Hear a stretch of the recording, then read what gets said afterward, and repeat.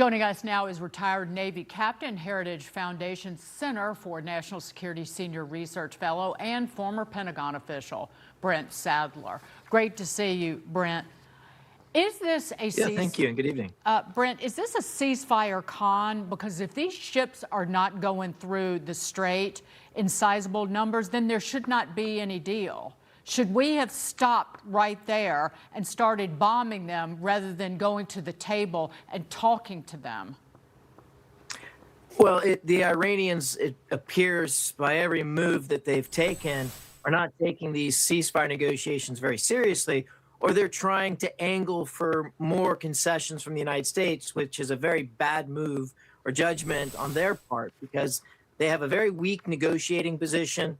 In the United States, it's very clear from the president's statements, and I think even now from reporting that we're hearing, that the military, our military, has used this pause to rearm, refuel, and kind of resupply to pick up the pace at a much higher tempo when the order is given, should these negotiations fall through, which the odds are looking increasingly likely that that's the case.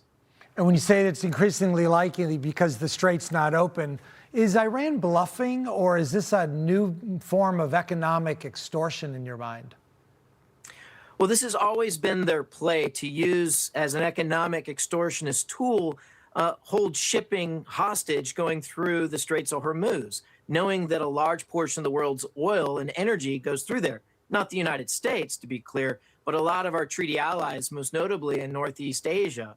But quite frankly, after weeks now of bombing and attack against the Iranian Air Force, which little of it was there to begin with, their Navy, which is on the bottom of the ocean, there's not much left in capacity and capability for the Iranians to attack the shipping.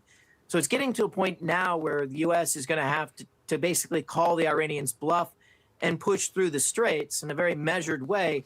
And that's the last bit of leverage that this regime has. When that happens, and it's a measured risk, I think you're going to see their position and their negotiating position change very dramatically, and shipping pick up a lot more quickly.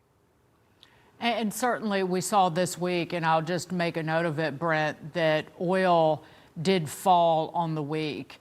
It was down dramatically. It's still close to $100 a barrel, but it stocks soared and oil fell. And so there is some hope here in the markets that this does progress and the oil does start flowing. Captain Brent Sadler, great to see you. Thank you so much. Thank you.